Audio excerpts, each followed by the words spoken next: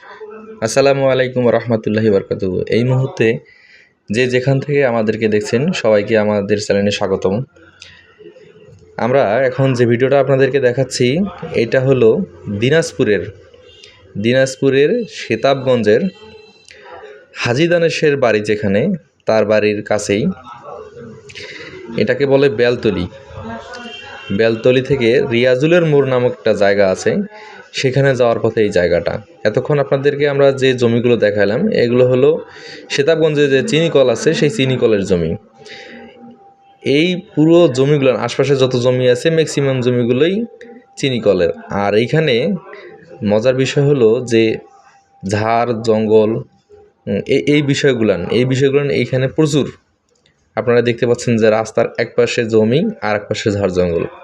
এই জায়গাটাতে এত পরিমাণ জঙ্গল যা আপনারা না দেখলে বুঝতে পারবেন না।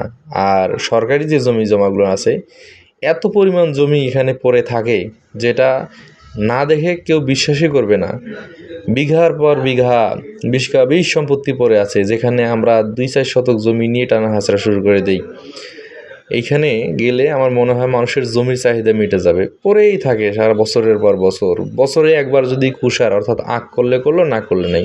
পাশাপাশি আপনারা এখন যেটা দেখতে পাচ্ছেন যে একটা আম বাগান, এই আম বাগানটা এখানে ছোটোখাটো হলেও আমরা কিছু আম বাগান ছেড়ে এসেছি যেগুলো আপনাদের ভিডিওতে দেখাতে পারিনি। সেই আম বাগানগুলো এত বড়, আমি কখনো রাজশাহীতে বা চাঁপাইনবাবগঞ্জে যাই নাই। ওখানে নাকি আম বাগান বা আমের আবাদ বাংলাদেশের মধ্যে সবচেয়ে বড় বিখ্যাত, আমি তা জানি না। কিন্তু দিনাজপুরের সেতাবগঞ্জে ওইখানে গিয়ে আমি দেখেছি আম বাগান, বিশাল আম বাগান। আমি এক রিলেটিভের বাড়িতে গিয়েছিলাম, তো একটা আম বাগান মানে দেখে শেষ করতে পারিনি, আমি চলে আসছি, আমার পা ব্যথা হয়ে গেছিলো হাঁটতে হাঁটতে। তো ওনাকে বললাম যে এটা কত বড়, উনি বলল যে এই আম বাগানটা 400 একর। 400 একর, ভাবতে পারেন বিষয়টা। আর এখন যে বাড়িটা দেখলেন এই বাড়িটা এখানকার অনেক পুরাতন রাজাবাদশাহ আমলের একটা বাড়ি। দিনাজপুরের এই জায়গাটাতে অনেক পুরাতন অতীতের কিছু লীলাকীর্তি আছে যা আপনারা দেখে আসতে পারেন। এই বিষয়টা অনেক সুন্দর বা ভালো লাগার মতো। আর আরেকটা বিষয় সেটা হলো এইখানে একটা রেল স্টেশন আছে, আমরা যেটা পার হইলাম, এই যে সুলতানপুর স্কুল দেখতে পাচ্ছেন আপনারা। এই সুলতানপুর রেল স্টেশনটা এখানকার মধ্যে অনেক ছোট একটা রেল স্টেশন, মানে শুধু একটা ট্রেন এইখানে থামে। সেই ট্রেনটা পঞ্চগড় থেকে পার্বতীপুর যায়, পার্বতীপুর থেকে আবার পঞ্চগড়, এই পর্যন্তই।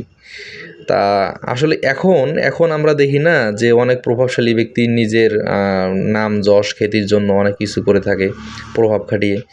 সেই আমলে অর্থাৎ সেই রাজাবাদশার আমলে যখন ট্রেন চলতো ইংরেজদের আমলে, সেই সময় এইখানে এক বিশেষ ব্যক্তির বাড়ি ছিল, যিনি ওনার বাড়ির সামনে ট্রেন থামবে এই মনে করে ওইখানে শুধু ওনার জন্য একটা ট্রেন স্টেশন দিয়েছে। আপনারা ভাবতে পারেন বিষয়টা কতটা প্রখর। যাই হোক, এইরকম এখানে আরও অনেক ঘটনা আছে, আপনারা আসলে দেখতে পারেন। আর জায়গাগুলো অনেক সুন্দর। আমার মনে হয় গ্রামের বিষয়টা এখানেই সবচেয়ে ভালো লাগে।